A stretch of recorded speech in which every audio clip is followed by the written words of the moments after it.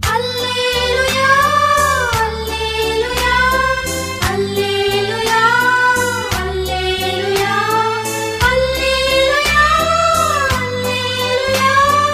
அல்லேலூயா கர்த்தருடைய பரிசுத்த நாமத்துக்கு மகிமை உண்டாகட்டும். இந்த வேத பாட கூட்டத்துக்கு வந்திருக்கிற யாவரையும் என் தேவன் ஆசீர்வதிப்பார். ஒரு சிறு மந்தையாய் கர்த்தர் உங்களை ஆயத்தப்படுத்துகிறார். ஆமென் சொல்லுங்க. பல ஆயிரங்களுக்கு உங்களை ஆசீர்வாதமாய் வைக்க இந்த வேதத்தை கற்றுக் கொடுக்கிறார். அல்லேலூயா. வேதம் தெரிந்தவர்கள் மாத்திரமே ஜெயத்தை பெற முடியும்.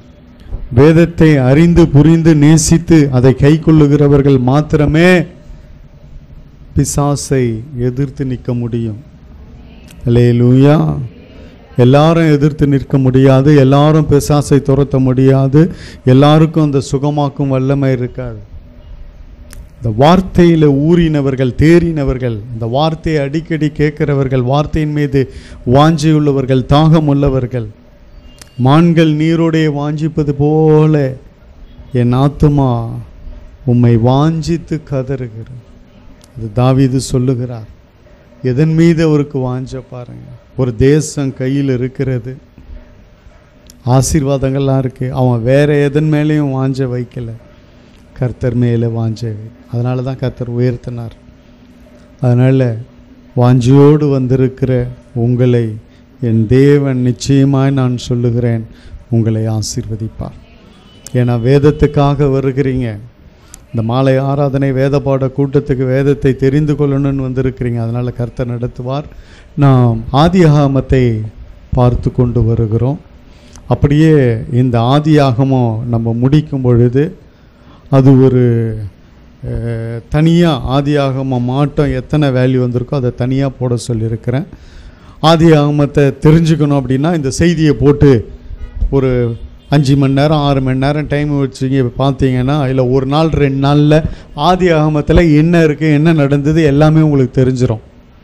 இந்த செய்தி வந்தவுடனே அது ஒரு பேக்கேஜாக அதை ரெடி பண்ண சொல்லியிருக்கிறேன்.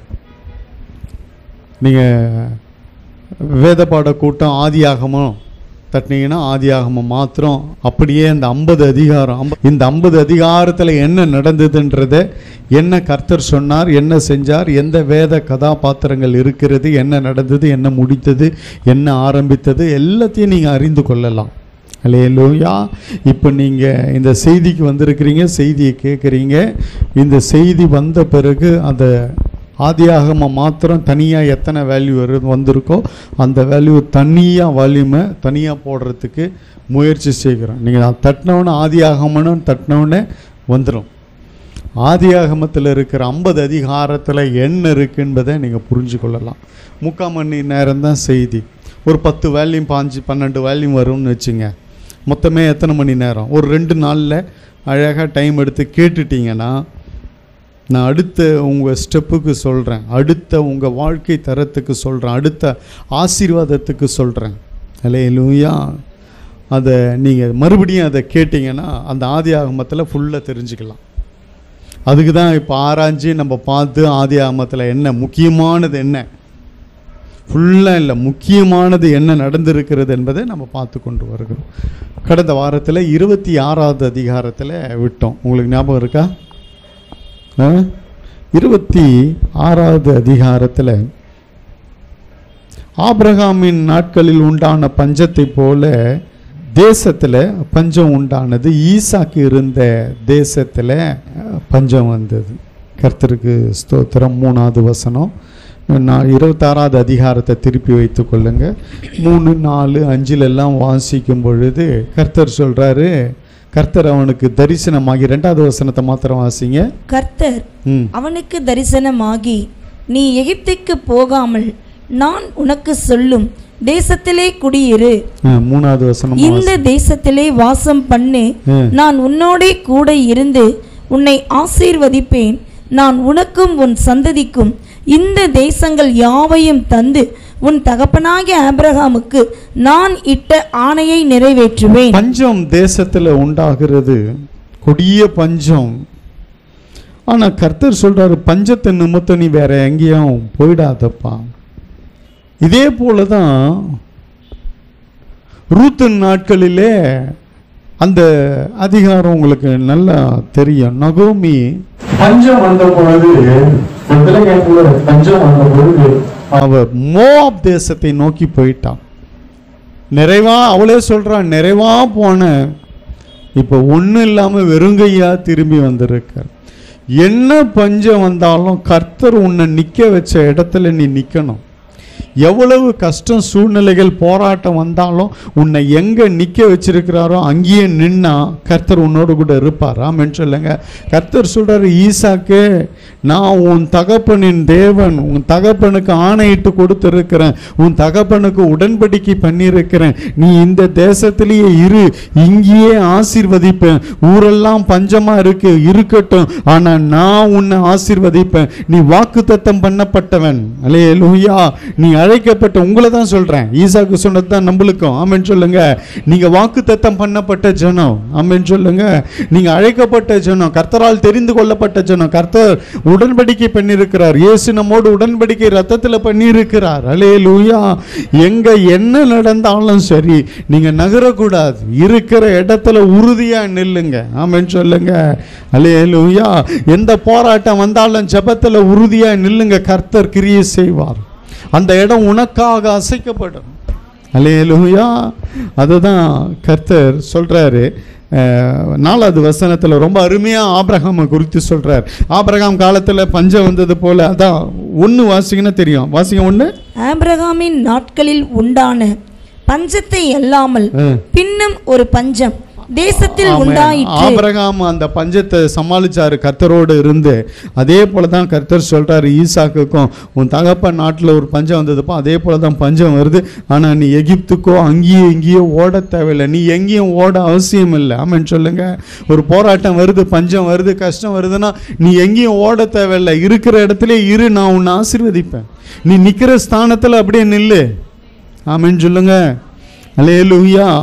இந்த வேதத்திலிருந்து நாம் கற்றுக்கொள்ள வேண்டியது என்னன்னா, என்ன போராட்டம் வந்தாலும் உன் வாழ்க்கையில, வேலையில, ஊழியத்துல, மற்ற காரியத்துல, குடும்பத்துல, எதுவா இருந்தாலும் சரி, உன் ஸ்தானத்துல நீ அப்படியே நில்லு. கர்த்தர் உன்னோடு கூட இருக்கிறார். வாக்குத்தத்தம் பண்ணவர் உன்னோடு கூட இருக்கிறார். அல்லேலூயா. அதுதான் அங்க சொல்லப்படுகிறது. நீ இந்த தேசத்துல வாசம் பண்ணப்பா, நான் உன்னோடு கூட இருந்து உன்னை ஆசீர்வதிப்பேன், உனக்கும் உன் சந்ததிக்கு அந்த தேசத்தை தருவேன், உன் ஆபிரகாமின் தேவன் நான் அப்படின்னு சொல்ற அப்பாவின் தேவன். 4வது வசனத்துல சொல்றாரு, ஆபிரகாம் என் சொல்லுக்கு கீழ்ப்படிந்து என் விதிகளையும் என் கற்பனைகளையும் என் நியமங்களையும் என் பிரமாணங்களையும் கை கொண்டபடியினால் நான் உன் சந்ததியை வானத்தின் நட்சத்திரங்களைப் போல பெருக பண்ணி உன் சந்ததிக்கு இந்த தேசங்கள் யாவையும் தருவேன். உன் சந்ததிக்குள் பூமியில் உள்ள சகல ஜாதிகளும் ஆசீர்வதிக்கப்படும் என்றார். மறுபடியும் ஈசாக்குக்கு மிகப்பெரிய ஒரு ஆசீர்வாதத்தை கர்த்தர் கொடுக்கிறார். அல்லேலூயா. ஒன்னே ஒண்ணுதான் சொல்றாரு. என்ன சொல்றாருன்னா, உனக்கு உன் வாழ்க்கையில பஞ்சம் வரட்டும், கஷ்டம் வரட்டும், போராட்டம் வரட்டும், நீ இதுக்காக இருக்கிற இடத்தை விட்டு போகாத, உன் இடத்துல இரு, உனக்கு கொடுக்கப்பட்ட இடத்துல இரு. ஒரு சிலர் என்கிட்ட வந்து சொல்லுவாங்க, ஐயா அந்த வீடு போனையா, அந்த வீட்டுக்கு போனதுலேருந்து வியாதி, அந்த வீட்டுக்குள்ளே போனதுலேருந்து போராட்டம், அந்த வீட்டில் என்னை கழுத்தை பூச்சி நைட்டில் அமுக்குது, அந்த வீட்டுக்கு போய் தான் தரித்திரம், அந்த வீட்டுக்கு போய் தான் கடன்.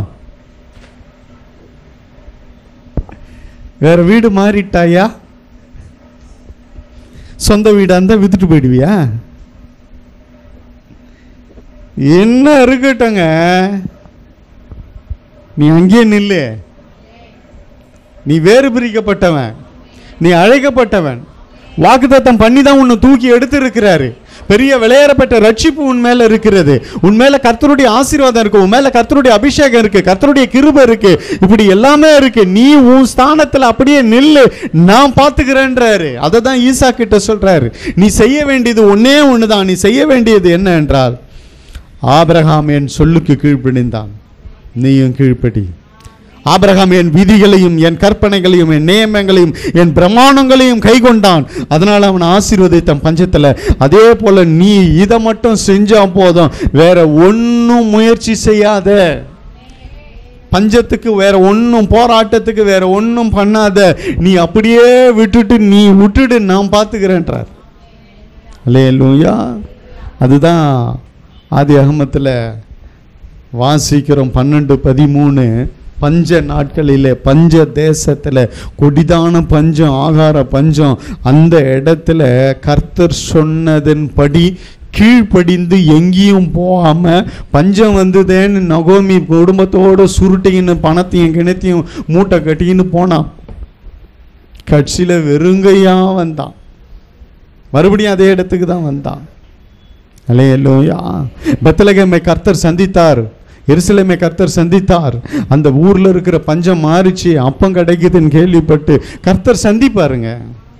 இப்படியே இருக்கு. அந்த வசனம் வாசிங்கள, ரொம்ப ஒரு டாப்பு மகிமையான வசனம். அந்த ரூத்து முதல் வசனம் வாசிங்க, அப்பதான் தெரியும். முதல் வசனம் வாசிங்க. நியாயாதிபதிகள் நியாயம் விசாரித்து வரும் நாட்களில் தேசத்திலே பஞ்சம் உண்டாயிற்று.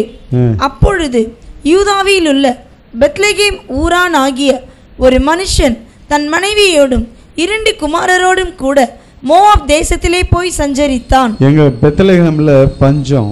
21 வாசிங்க. நான் நிறை உள்ளவளாய் போனேன், கர்த்தர் என்னை வெறுமையாய் திரும்பி வர பண்ணினார். போதும். நிறை உள்ளவளாய் அப்புறம் சிறுமைப்பட்டு வந்திருக்கிற நிறை உள்ளவளாய் போனேன். நீ அங்கேயே இருந்தா 6வது வசனம் சொல்லுகிறது, உன் ஸ்தானத்துல நீ நில்லு. கர்த்தர் நம்முடைய ஜனங்களை சந்தித்து அவர்களுக்கு ஆகாரம் அருளினார் என்று. கர்த்தர் சந்தித்தாரா இல்லையா? பஞ்சத்தை, கொடிதான பஞ்சம் வந்தது, கொடிதான போராட்டம் வந்தது, பிரச்சனை வந்ததுன்னா நீ அங்கேயே நில்லு, அப்படியே நில்லு. கர்த்தர் உன்னோடு கூட இருக்கிறார். ஆமென் சொல்லுங்க.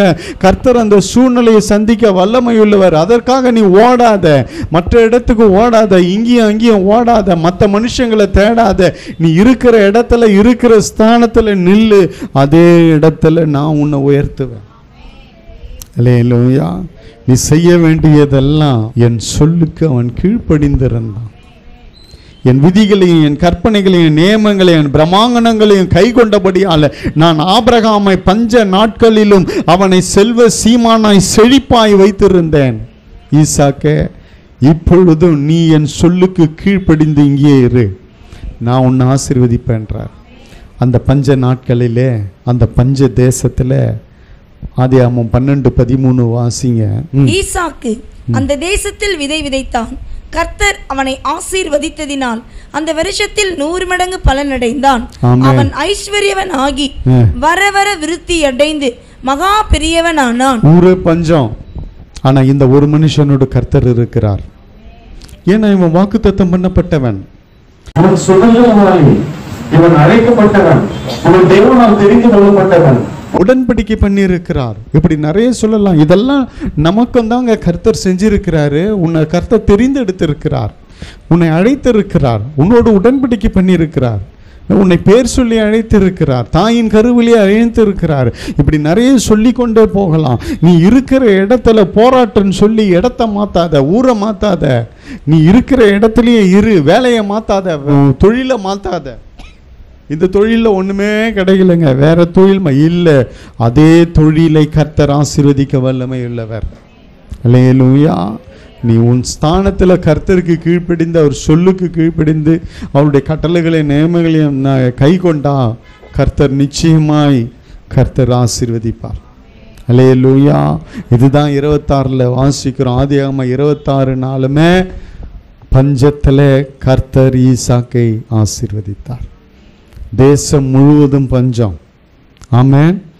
விதையும் இல்லை, அறுவடையும் இல்லை. ஆனால் இவனுக்குள்ள விதையை கர்த்தர் கொடுத்து இவன் ஈசாக்கு விதை விதைக்கிறான். கர்த்தர் அவனை ஆசீர்வதித்ததினால். அல்லேலூயா. யார் ஆசீர்வதித்ததினால்? கர்த்தர் ஆசீர்வதித்ததினால். அந்த வருஷத்திலேயே, ஆமென் சொல்லுங்க, அந்த வருஷத்துக்குள்ளேயே. ஆமென். அல்லேலூயா. அதே தான் கர்த்தர் சொல்லுகிறார். அந்த வருஷத்திலேயே உன் சூழ்நிலை மாறும். இந்த வருஷத்திலேயே உன் சூழ்நிலை மாறும். ஆனா இதுக்காக நீ ஜெபத்தை விடாத, ஐக்கியத்தை விடாத, பரிசுத்தத்தை விடாத, சாட்சியை விடாத, துதி ஆராதனையை விடாத, ஆலய ஐக்கியத்தை விடாத. இன்னைக்கு நிறைய பேர் சோர்ந்து போய் விடாயத்து போய் ஆலய ஐக்கியத்தை விட்டுறாங்க, ஜெபத்தை விட்டுறாங்க. ஒன்றும் நடக்கலைங்க, ஒரே பஞ்சங்க, என்ன பண்றதுன்னு தெரியல. என் வீட்டில் பஞ்சம் இல்லைங்க, ஊரே பஞ்சங்க, நாடே பஞ்சங்க. எப்படி ஆகிலும் இருக்கட்டும், கர்த்தர் தனி நபரை உன்னோடு கூட மாத்திரம் இருந்தா அந்த ஒரு நபரின் நிமித்தம் கர்த்தர் தேசத்தை ஆசீர்வதிப்பார். இப்ப ஈசா கிட்ட வந்திருப்பாங்கல்ல, 100 மடங்கு அறுத்தான்ல, அல்லேலூயா, இவன் கையை ஏந்தி இருப்பாங்கல்ல. கர்த்தருக்கு ஸ்தோத்திரம். கர்த்தர் வைக்க வேண்டிய இடத்துல வச்சாருன்னா அங்கேயே இரு, அங்கேயும் தாவாத, ஓடாத, எங்க இருக்கிறியா அங்கேயே இரு. உயர்த்துவார். உயர்த்தணும்னு வரலாம், உயர்த்தணும்னு தான் வெளியே வேற இடத்துக்கு வந்தோம். அல்லேலூயா. அடுத்து இன்னொன்று 26வது அதிகாரம் ரொம்ப ஒரு இன்ட்ரெஸ்டிங்கான அதிகாரம், ரொம்ப முக்கியமான ஒரு அதிகாரம், ரொம்ப ஆசீர்வதிக்கப்பட்ட அதிகாரம். ஆபிரகாமின் நாட்களில் தோண்டப்பட்ட துறவுகளை எல்லாம் பெலிஸ்தர் மூடி போட்டாங்க. இப்போ அந்த அதிகாரத்தில் தான் அவன் ஆபிரகாமின் அந்த 18 வாசிங்க.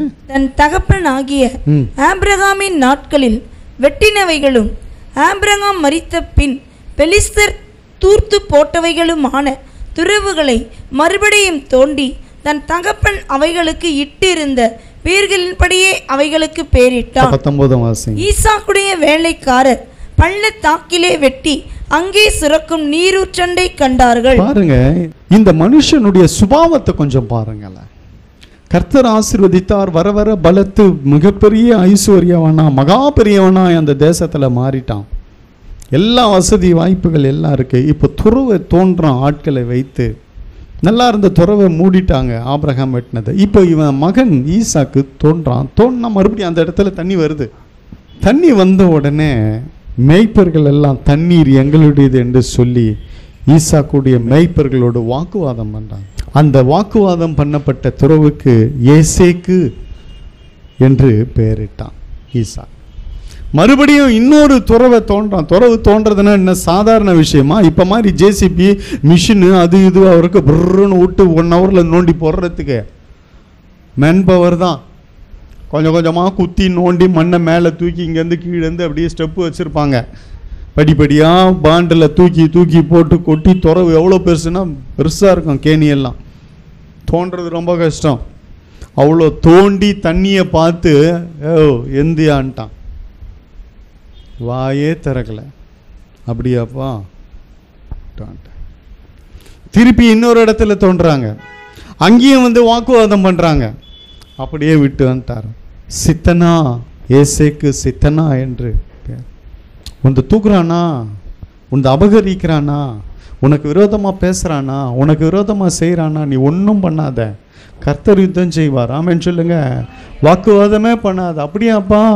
சரிப்பா, சாரிப்பா, மன்னிச்சிருப்பா, வந்துக்கினே இரு. ஒரு வாட்டி வா, 2வது வாட்டியை நடக்கும், 2வது வாட்டியா வா, தண்ணியை ஊத்துனாரு, ஒன்றும் நடக்கலை. மொண்டுன்னு போன்றாரு, தண்ணியை தான் மொள்றான், ஒன்றும் நடக்கலை. போகும்பொழுது கர்த்தர் அற்புதத்தை செய்தார். அதே போல தான் உனக்கு விரோதமாக போராடுறாங்களா, உனக்கு விரோதமாக பேசுகிறாங்களா, உன்னை அபகரிக்கிறாங்களா, உங்களை ஏமாத்துறாங்களா, உங்களதை எடுத்துக்கினாங்களா, கம்முன்னு இருங்க, ஜபத்தில் அப்படியே இருங்க. கர்த்தர் அவர்களை சந்திப்பார். ஆமென் சொல்லுங்க. கர்த்தர் அவர்களை சந்திப்பார். அல்லேலூயா. 2 போச்சு. கஷ்டப்பட்டு நோண்டி 2ஐயும் அபகரிச்சிட்டாங்க.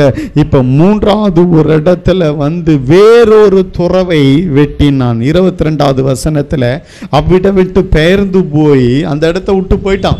வாசிங்கம்மா. பின்பு அவ்விடம் விட்டு பெயர்ந்து போய் வேறொரு துறவை வெட்டினான். அதை குறித்து அவர்கள் வாக்குவாதம் பண்ணவில்லை. அப்பொழுது அவன், நம் தேசத்தில் பழுகும்படிக்கு இப்பொழுது கர்த்தர் நமக்கு இடம் உண்டாக்கினார் என்று சொல்லி அதற்கு ரெகபோத் என்று பெயரிட்டான். விட்டுடு, நீ வாதாடாத. உந்துதான், நல்லா தெரியும், உன் பொருள் தான், உன் பணம் தான், உன்னுடைய மதிப்புள்ளது தான், உண்டுதான். சைலண்டாரு. அது என்னதுன்றாங்களா? வாக்குவாதம் பண்ணாங்க. அது நான் பண்ணதுன்றாங்களா? நீ பண்ணது அவங்க பண்ணதுன்றாங்களா? வாக்குவாதம் பண்ணாத. உந்த அபகரிச்சிட்டாங்க, நீ கஷ்டப்பட்டு உன் உழைப்பில் வந்தது வாங்கிட்டு ஏமாத்திட்டாங்களா, சைலண்டா இரு. அதை விட 1000 மடங்கு உன்னை ஆசீர்வதிக்க வல்லமை உள்ளவர். அல்லேலூயா, அல்லேலூயா. அந்த மனுஷனுடைய சுபாவம் ஈசாக்கின் பயபக்திக்குரியவர் அவனோடு கூட இருக்கிறார். அதை குறித்து நீ கவலையே படாத, வாக்குவாதம் பண்ணாத, விட்டுடு. இன்னைக்கு நான் கர்த்தருடைய வார்த்தையை கொண்டு சொல்லுகிறேன், ஊழியக்காரனாய். அல்லேலூயா. பாருங்க, அவன் தகப்பன் தோணின துறவுங்க, அதை தாங்க தோணினான், புதுசாக எங்கேயும் தோணலைங்க. தகப்பன் தோணின துறவு, தகப்பனுடைய இதுதான் மகனுக்கு. அவன் தோண்டி எல்லாம் தண்ணி வர வரைக்கும் வெயிட் பண்ணானுங்க. தண்ணி வந்தவனு எங்களுதுன்ட்டானுங்க. அல்லேலூயா. எவ்வளோ உழைப்பு போச்சுங்க, இல்லை? எவ்வளோ உழைப்பு போச்சு, எவ்வளோ கஷ்டப்பட்டாங்க. அதே போல தான் இன்றைக்கி கர்த்தர் சொல்லுகிறார், ஒரு சிலரோடு உன் உழைப்பு போயிருக்கலாம், உன் கஷ்டம் போயிருக்கலாம், உன் பணம் போயிருக்கலாம், உன் பொருட்கள் போயிருக்கலாம். சைலண்டாக இரு, வாக்குவாதம் பண்ணாத, சண்டை போடாத, அங்கே கத்தாத, அங்கே போய் வீட்டு வாசலண்ட நின்று கத்தாத, சண்டை போடாத, எதுவுமே பண்ணாத. கர்த்தர் உனக்கு ரெகபோத்தை உண்டாக்குவார், இடம் உண்டாக்குவார், நீ பெருகும்படி உண்டாக்குவார். அல்லேலூயா. நீ பெருகுவாய். ஆமென். பெருக அழைக்கப்பட்டு இருக்கிறாய். வானத்தின் நட்சத்திரங்களை போல பெருக அழைக்கப்பட்டு இருக்கிறாய். கடற்கரை மணலத்தனையாய் பெருக அழைக்கப்பட்டு இருக்கிறாய். அல்லேலூயா. உன் தூளை எண்ணத்தக்கவன் யார்? இதெல்லாம் உன் மேல விழுந்த வாக்குத்தத்தம், உன் மேல விழுந்த சால்வை. நீ வாக்குவாதம் பண்ணாத. உனக்கு ரெகபோத் காத்து கொண்டு இருக்கிறது. ஏசக் இல்லைன்னா என்ன, சித்தனா இல்லைன்னா என்ன, ரெகபோத் இருக்கிறது. இடம் உண்டாகும்படி, நீ பெருகும்படி கர்த்தரே கிரியை செய்வார். அப்பொழுது அவர்கள் வாக்குவாதம் பண்ணவில்லை. வாக்குவாதம் பண்ண முடியாது. 2 வாட்டி பார்த்தா, 3வது வாட்டி கர்த்தர் இறங்கினார். 3வது வாட்டி கர்த்தர் அவர்களை தடுத்து போட்டார். அவர்கள் வாக்குவாதம் பண்ணாதபடி அவர்களை தடுத்தார் கர்த்தர். அவர்களுக்குள்ளே கிரியை செய்தார். கிட்ட வர முடியல. அல்லேலூயா. 10 ரூபா போச்சு விடுங்க, 1 லட்சம் ரூபாவை கர்த்தர் கையில் கொடுப்பார். இதுதான் கர்த்தர் நடத்துற. வாக்குவாதம் பண்ணாது. அல்லேலூயா. 1 லட்சம் போச்சா, சைலண்டாக ஜெபம் பண்ண வந்தா பாரு, ஜெபம் பண்ண, கர்த்தர் எப்படியாவது பேசி கொண்டு வரும். ஆனால் போய் வாக்குவாதம் பண்ணி சண்டை போட்டு உண்டுதான். அது ஈசாக்குது, அவன் தகப்பனுது, அவன் நோண்டுறான். தண்ணி வந்துடுச்சு, தண்ணி வர வரைக்கும் வெயிட் பண்ணி கப்புன்னு போய் எல்லா மேய்ப்பரும் சண்டை போடுறாங்க. இது எங்க இடம், எங்க சொந்த பூமி, எங்களுடையதுன்றாங்க. அந்த ஈசாக்குனுடைய குணாதிசயங்களை பாருங்க. 26வது அதிகாரனாலுமே இதுதான் உங்களுக்கு ஞாபகம் வரணும். நீ இடம் கொண்டு பெருகும்படி. ஆமென் சொல்லுங்க. இப்பொழுது கர்த்தர் நமக்கு இடம் உண்டாக்கினார் என்று சொல்லி அதற்கு ரெகபோத் என்று பெயரிட்டான். கர்த்தரிடம் உண்டாக்குவார். ஆமென் சொல்லுங்க. கர்த்தர் புது வாசலை திறப்பார். உன் அபகரிச்சிட்டாங்கன்னு கவலைப்படாத. அதை விட மேன்மையா ஆசீர்வாதமா கர்த்தர் உன்னை உயர்த்த வல்லமை உள்ளவர். உன்னதுதான். ஆனாலும் நீ வாக்குவாதம் பண்ணாத, விடு. கர்த்தர் அதை விட பெரிய காரியங்களை உன் வாழ்க்கையில் செய்வார். ரெகபோத்தாய் கர்த்தர் இறங்குவார். ஏசக்கு போனா என்ன, சித்தனா போனா என்ன, 2 தடவை இந்த மாதிரி நடந்துடுச்சு ஆண்டவர். ஒரு தடவை பரவாயில்ல, இன்னொரு வாட்டியும் என்ன ஏமாத்திட்டாங்களே, இன்னொரு வாட்டியும் அபகரிச்சிட்டாங்களே, இன்னொரு வாட்டியும் என்கிட்ட இருந்து புடிங்கிட்டாங்களே. இன்னைக்கு கர்த்தருடைய வார்த்தை வருகிறது. உன்னை ரெகபோத்தாய் வைப்பார். நீ ரெகபோத்தாய் இடங்கொண்டு பெருகும்படி. சொல்ற வலதுபுறமும் இடதுபுறமும் நீ இடங்கொண்டு பெருகுவாய். ஆமென் சொல்லுங்க. உனது எவ்வளோ அழிஞ்சிருக்கலாம், எவ்வளோ போயிருக்கலாம், கவலைப்படாத. கர்த்தர் நீ இடங்கொண்டு பெருகும்படி கர்த்தர் செய்வார். நீ ரெகபோத். ஆமென் சொல்லுங்க. நீ கையிட்டு செய்கிறதெல்லாம் ஆசீர்வதிக்கப்படும். அங்க தோண்டி துறவுல தண்ணி இல்லைன்னா அங்க பிரச்சனை இல்லை. ஆனா தண்ணி வந்தது, உன் கையின் ஆசீர்வாதம். நீ எங்க கையை வச்சாலும் அது ஆசீர்வதிக்கப்படும். ஆமென் சொல்லுங்க. உன் நிமித்தம் பரவாயில்ல, விடுங்க. பல மேய்ப்பர்கள் ஆடுகளுக்கு தண்ணீரை வார்க்கட்டும், விடுங்க. உன் நிமித்தம் தானே ஆசீர்வாதம். உன் நிமித்தம் பல மேய்ப்பர்கள் பொழிச்சின்னு போட்டோம், விட்டுடுங்க. உனக்கு இடங்கள் வேண்டும் பெருகும்படி செய்வார். உனக்கு இடம் உண்டாக்குவார். உனக்கு ரெகபோத்தை கர்த்தர் கொடுப்பார். அல்லேலூயா. அதை என் வாழ்க்கையில நிறைய பார்த்துருக்கிறேங்க, நிறைய விட்டு வந்திருக்கிறேன். ஆனால் அதற்கு ஈடாய் பல மடங்கு கர்த்தர் எங்களை ஆசீர்வதித்து இருக்கிறார். எவ்வளோ தியாகம் பண்ணி இருக்கிறோம். நான் வேலை செஞ்ச நாட்கள் எல்லாம் இப்போதான் நான் சொல்கிறேன், கவனிங்க.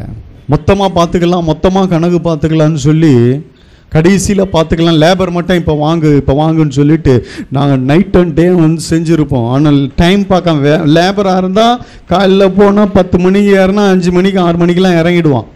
ஆனால் 5 மணிக்கெல்லாம் 6 மணிக்கெல்லாம் வேலையை நிறுத்தாமல் 8, 8:30 வரைக்கெல்லாம் இருந்து 9 மணிக்கெல்லாம் வீட்டுக்கு வந்திருக்கிறேன் நான். கடைசியில் கணக்கு பார்த்துக்கலாம்னு சொல்லி அந்த மாதிரி பெரிய பெரிய வேலைங்கள்லாம் எடுத்து லேபர் தான் வாங்கிட்டீங்கல்ல, அப்புறம் என்ன இருக்குது கணக்கு பார்க்கறதுக்குன்னு அப்படியே விட்டாங்க. கணக்கும் பார்க்கல, பேலன்ஸும் கொடுக்கல, எதுவுமே பார்க்கல. அது உலக எஜமான்.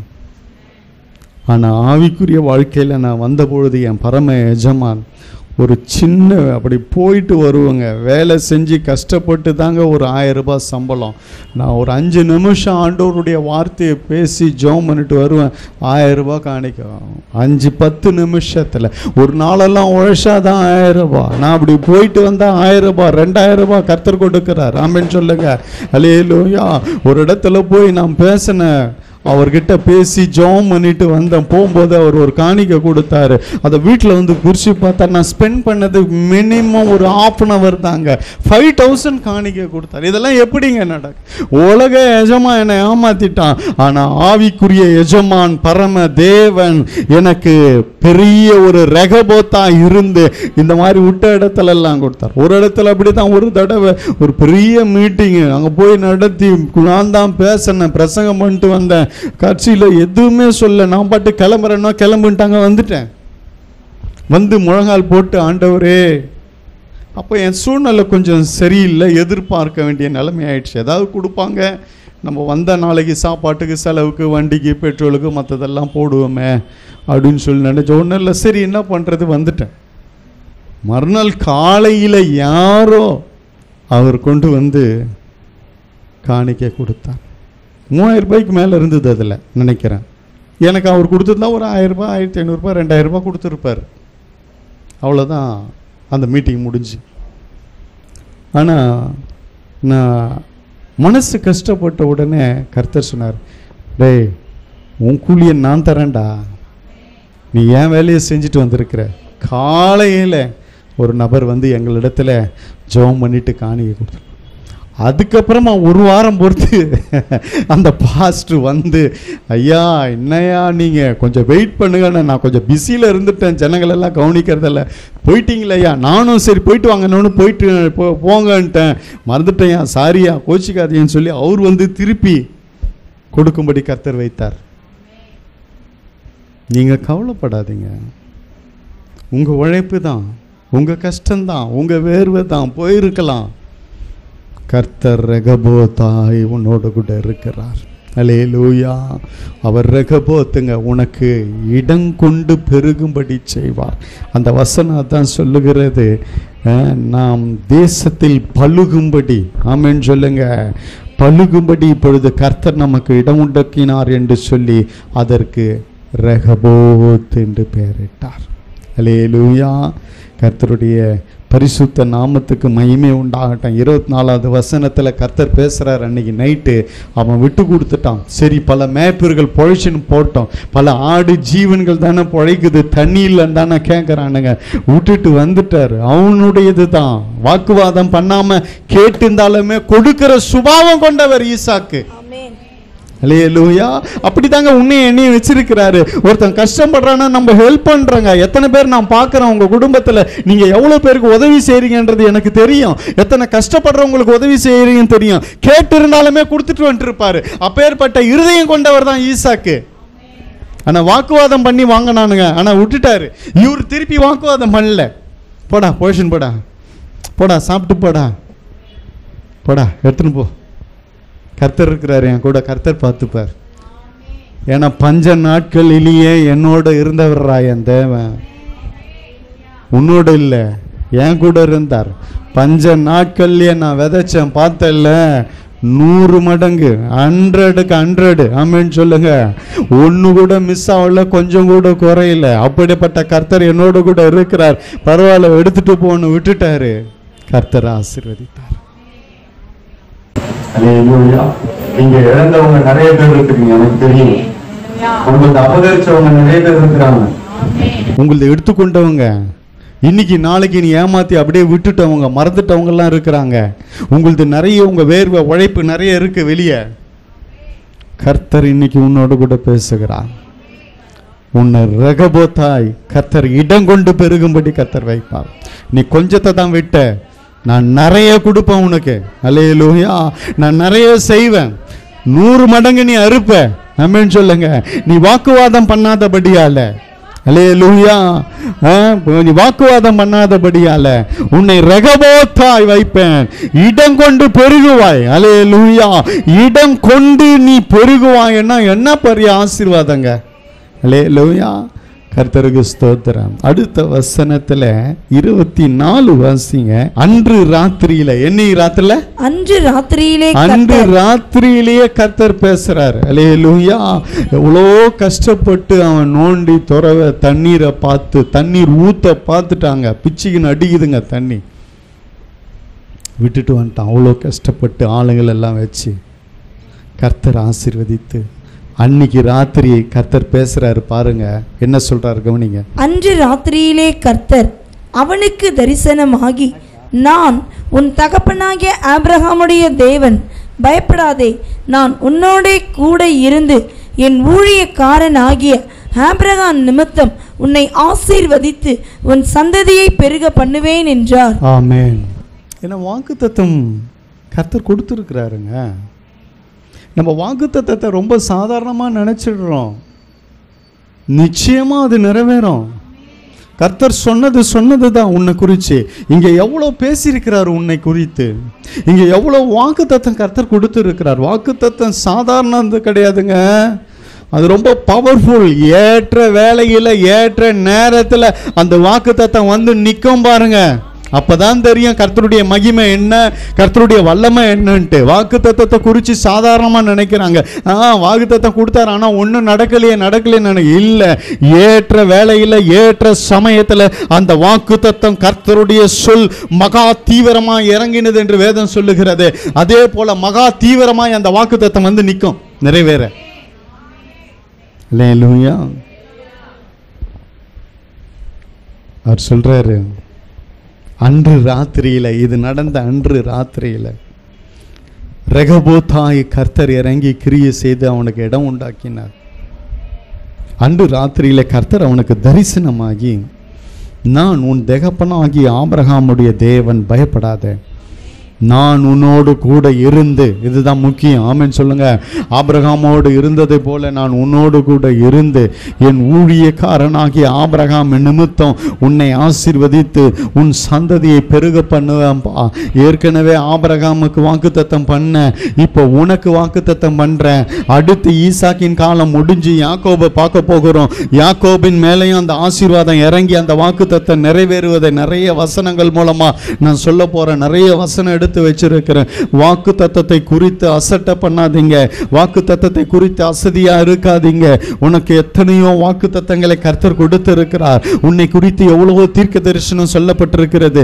உன்னை குறித்து எத்தனையோ வெளிப்பாடுகள் வந்திருக்கிறது.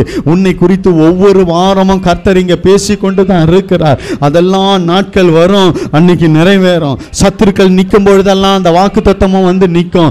எதிராளிகள் வந்து நிற்கும் பொழுதெல்லாம் அந்த வாக்கு தத்தம் நிற்கும். உனக்கு விரோதமான காரியங்கள் எழும்பும் பொழுதெல்லாம் அந்த வாக்குத்தத்தம் நிற்கும். எப்போ வரும் தெரியுமா? நீ நல்லா இருக்கும் பொழுது இல்ல, உயர்வா இருக்கும் பொழுது இல்ல. எப்போ சூழ்நிலை உனக்கு தாறுமாறா மாறுதோ, எப்போ சூழ்நிலை உனக்கு விரோதமா இருக்கிறதோ, அப்போ அந்த வாக்குத்தத்தம் வந்து நிற்கும். கர்த்தருடைய வார்த்தை வந்து நிற்கும். உன்மேல வைத்த அந்த ஆசீர்வாதம் வந்து நிற்கும். அப்ப கிரியை செய்யும் பாருங்க. அப்பதான் பாப்பான் கர்த்தர் யாருன்னு. அல்லேலூயா. அதனாலதான் வந்து கெஞ்சறான் பாருங்க. அந்த வசனத்துல சொல்றான், கர்த்தர் உம்மோடு இருக்கிறாராமே, நாங்கள் உம்மோடு கூட உடன்படிக்கை பண்ண வந்தோம். ஈசாக்கை தேடி வருகிறான். ஒரு பஞ்ச தேசத்துல இன்னொரு இடத்துல இவன் இருக்கிறாங்க. இவன் இருக்கிற இடம் இல்லைங்க, இவனுக்கு கர்த்தர் இன்னும் கொடுக்கல அந்த இடத்தை. ஆனா இவனே பஞ்சம் முழைக்க போயிருக்கிறான். அந்த இடத்துல இருக்கிற ராஜா வருகிறார், அங்க இருக்கிற ஜனங்கள் வருகிறார்கள். கர்த்தர் உம்மோடு இருக்கிறாராமே, கர்த்தர் உம்மோடு கூட இருக்கிறதை நாங்க பார்த்தோம். அல்லேலூயா. எங்களோடு உடன்படிக்கை பண்ணுங்க, யார் பண்றது? இவன் போனோம், அவங்க தேடி வராங்க. எப்போ வாக்குத்தத்தம் கிரியை செய்யன்றதை தெரிஞ்சுக்கங்க. எல்லா நேரங்களிலும் அல்ல, அதற்கென்று ஒரு நேரம் இருக்கிறது. எப்போ உனக்கு சூழ்நிலை உனக்கு விரோதமா எழும்புகிறதோ, மனுஷர்கள் எழும்புகிறார்களோ, காரியங்கள் எழும்புகிறதோ, அப்பொழுது அந்த வாக்குத்தத்தம் இறங்கி கிரியை செய்ய ஆரம்பிக்கும். அல்லேலூயா. அந்த வாக்குத்தத்தம் முழுமையா அந்த இடத்தை, அந்த சூழ்நிலை, அந்த நபர்கள் எல்லாத்தையும் ஆக்குபை பண்ணும். அல்லேலூயா. வாக்குத்தத்தம்னா சாதாரணமா நினைச்சிராதீங்க. 28 வாசிங்க. அதற்கு அவர்கள், நிச்சயமாய் கர்த்தர் உம்மோடே கூட இருக்கிறார் என்று கண்டோம். ஆகையால் எங்களுக்கும் உமக்கும் ஒரு ஆணை ஏற்பாடு உண்டாக வேண்டும் என்று நாங்கள் நிர்ணயம் பண்ணினோம். காரணம் என்னன்னா 27 வாசிங்க. ஈசாக்கு சொல்றாரு, அப்பொழுது ஈசாக்கு அவர்களை நோக்கி, எல்லாரும் வராங்க அவங்க கிட்ட, ஏன்னா கர்த்தர் இருக்கிறத பார்த்துட்டாங்க. கர்த்தர் கிரியை செய்கிறத பார்த்துட்டாங்க. இவன் கையை வைக்கிறதெல்லாம் என்னடா ஆசீர்வாதமா இருக்குது, ஒண்ணு கூட ஃபெயிலியர் இல்லையே. நம்ம அடிச்சு புடின்னு வந்தா கூட கர்த்தர் இவனை ஆசீர்வச்சின்னே இருக்கிறாரு. இவன் தோன்றதெல்லாம் தண்ணி வருது, இவன் கையை வைக்கிறதெல்லாம் ஆசீர்வதிக்கப்படுதுன்னு எல்லாம் ஜனங்க பாக்குறாங்க. ஜனங்க, ராஜா எல்லாம் வராங்க. வந்துட்டு அந்த இடத்துல பேசும்போது ஈசாக்கு பேசுறாரு. இப்போ 27 வாசிங்க. அப்பொழுது ஈசாக்கு அவர்களை நோக்கி, ஏன் என்னிடத்தில் வந்தீர்கள்? நீங்கள் என்னை பகைத்து என்னை உங்களிடத்தில் இராதபடிக்கு துரத்தி விட்டீர்களே என்றார். துறவெல்லாம் வாங்கிக்கணும், துரத்தி விட்டாங்க. வேற இடத்துக்கு வந்துதான் இவர் துறவு தோன்றாரு. அல்லேலூயா. கர்த்தருடைய பரிசுத்த நாமத்துக்கு மகிமை உண்டா. அடுத்த வசனத்துல தான் சொல்றாரு. நேரம் இல்லை, நான் அப்படியே முடிக்கிறேன், டைம் ஆயிடுச்சு. நீர் கர்த்தரால் ஆசீர்வதிக்கப்பட்டவர், நிச்சயமாய் கர்த்தர் உம்மோடு கூட இருக்கிறார். ஜனங்கள்லாம் பார்க்கறாங்க. எப்போ அதை வெளிப்படுத்துவார் தெரியுமா? அல்லேலூயா. அன்றைக்கு அக்னி சூளையில போடுற வரைக்கும் கர்த்தரை பார்க்கல யாருமே. ஆமென் சொல்லுங்க. கட்டும்போது பார்க்கல, தூக்கின்னு போகும்போது பார்க்கல, அக்னிக்குள்ள போட்ட உடனே பார்க்கறாங்க. 4வது நபராய் கர்த்தர் அங்க உலாவி கொண்டு இருக்கிறார். அதே போலதான் சூழ்நிலை உனக்கு விரோதமா எழும்போம். அங்க ஜனங்க ஒன்னும் தெரியாதது மாதிரி இருப்பாங்க, உனக்கும் ஒன்னும் நடக்காதது போல இருக்கும். உனக்கு விரோதமா எழும்புவாங்க, உங்ககிட்ட இருக்கிறத புடுங்குவாங்க, உன்னுடையதை அனுபவிப்பாங்க. இருக்கவே உன்கிட்ட சாப்பிட்டுட்டு உங்ககிட்டயே கால் மேல காலை போட்டு பேசுவாங்க. உனக்கு விரோதமா எதிர்த்து நின்று பார்ப்பாங்க, பேசுவாங்க, பண்ணுவாங்க. எல்லாம் நடக்கும். ஒண்ணு நடக்காது போல இருக்கு. எப்போ வாக்குத்தத்தம் கிரியை செய்யணும்? அந்த நேரத்துல தான் இறங்கும். அல்லேலூயா. எப்போ உனக்கு விரோதமா ஒருத்தன் இறங்குறானோ அப்பதான் கர்த்தருடைய வாக்குத்தத்தம் இறங்கும். கர்த்தர் உன்னோடு கூட இருக்கிறதை வெளிப்படுத்துவார். ஆமென் சொல்லுங்க. அல்லேலூயா. அப்பதான் உனக்கு இடம் கொண்டு பெருகும்படி நீ வாக்குவாதம் பண்ணாத, சண்டை போடாத, எதுவும் பண்ணாத. கர்த்தர் உன்னோடு கூட மாத்திரம் இருந்தா போதும், உன் வாழ்க்கை ஜெயமா மாறும். ஜனங்கள்லாம் எந்த ஜனங்க எதிர்த்துதோ, எந்த ஜனங்க துரத்தினதோ, எந்த ஜனங்க இவங்கிட்ட இருந்து புடுங்கி தின்னுதோ, அந்த ஜனங்க வராங்க. இப்போ கர்த்தர் உன்னோடு கூட இருக்கிறார். கர்த்தர் உன்னோடு கூட இருக்கிறார். எந்த ஜனங்க பேசினாங்களோ அதே ஜனங்க வருவாங்க உங்ககிட்ட. அக்கா, அண்ணா, அம்மா, எனக்காக ஜெபம் பண்ணு, என் சூழ்நிலை இப்படி படு மோசமா இருக்கிறது என்று உங்ககிட்ட வந்து நிப்பாங்க. இதுதான் ரெகோபோத். கர்த்தர் உன்னோடு கூட இருக்கிறார். அம்மா, ஐயா, அண்ணா, தம்பி, ஐயா, வாங்கப்பா, எப்படி இருக்கிறீங்க, எனக்காக இந்த ஜெபம் பண்ணுங்கன்னு சொல்லுவோம். உங்ககிட்ட கொடுங்கன்னு கூட்டுவோம். உன்னோட தின்ன கூட்டம், உனக்கு விரோதமாய் பேசின கூட்டம் எல்லாம் உன் பட்சமாய் வரும். அன்றைக்கு ஈசாக்கு இடத்துல தேடி வந்தான் அபிமெலேக்கு. அவனுடைய கூட்டத்தார் ஜனங்கள் எல்லாம் வந்தாங்க. அல்லேலூயா. இந்த ஒரே அதிகாரத்திலேயே டைம் ஆயிடுச்சு. 5 அதிகாரம் எடுத்துட்டு வந்தேன். சரி, கர்த்தருக்கு சித்தமானா நம்ம பார்க்கலாம். இன்னும் 32 வாசிங்க. இன்னொரு ஆசீர்வாதத்தை கொடுக்கிறார் பாருங்க. அந்நாளில் தானே ஈசாக்கின் வேலைக்காரர் வந்து தாங்கள் துறவு வெட்டின செய்தியை அவனுக்கு அறிவித்து தண்ணீர் கண்டோம் என்றார்கள். திருப்பி துறவு வெட்டுறாங்க. அங்கேயும் தண்ணீர். எங்க போனாலும் கையை வச்சாலும் அங்க ஆசீர்வாதம். நீ தேவனுடைய பிள்ளை, வாக்குத்தத்தம் பண்ணப்பட்டவங்க. நீ கையை வச்சா கர்த்தர் ஆசீர்வதிப்பாரு. அல்லேலூயா. அதற்கு சேபா அடுத்த வசனத்துல பெயர் சபான்ற பேர் எப்படி வந்ததுன்னு பாத்துங்க. இந்நாள் வரைக்கும் இருக்குது. பெயர் சபான்னு ஒரு ஊர் இருக்கு. அந்த பெயர் சபான்ற ஊர் எப்படி வந்ததுன்னா, மறுபடியும் நோண்டுறாங்க, அங்க தண்ணி வந்தது. அதற்கு 33 வாசிங்க. அதற்கு சேபா என்று பெயரிட்டான். ஆகையால் அந்த ஊரின் பேர் இந்நாள் வரைக்கும் பெயர் சபா எண்ணப்படுகிறது. இன்னி வரைக்கும் இருக்கு. ஆமென் சொல்லுங்க. பெயர் சபாவில் நிறைய வேதத்தில் இருக்கு பாருங்க, புதிய ஏற்பாட்டுல எல்லாம் கூட இருக்கு, இன்னும் வரைக்கும் இருக்கு அந்த பேர். அல்லேலூயா. ஈசாக்கை ஆசீர்வதித்த பேருங்க அது. அல்லேலூயா. கர்த்தருடைய பரிசுத்த நாமத்துக்கு மகிமை உண்டாகட்டும். எல்லா கண்களை மூடி தேவ சொன்ன எப்பேற்பட்ட சூழ்நிலையா இருந்தாலும் நீ எங்கேயும் ஓடாத, உன் ஸ்தானத்துல நீ நில்லு, கர்த்தர் உன்னை ஆசீர்வதிப்பார். அதே போல உன்கிட்ட இருந்து புடுங்கி இருக்கலாம், வாங்கி இருக்கலாம், லாகவமா பேசி ஏமாத்தி இருக்கலாம், அவங்க ஆசீர்வதிக்கப்பட்டு அதை திருப்பி கொடுக்காம உன்னை ஏமாத்தி இருக்கலாம். நீ வாக்குவாதம் பண்ணாத. உண்டுதான், எனக்கு வந்தா இப்ப நல்லா இருக்குமே, என் சூழ்நிலை சரியில்லையே, இப்போ உதவி செஞ்சா நல்லா இருக்குமே, இப்போ கொடுத்தா நல்லா இருக்குமே, விட்டுடு. கர்த்தர் இன்னைக்கு பேசுறாரு. அவங்க கண்டிப்பா கொடுப்பாங்க, உன்னை தேடி வருவாங்க.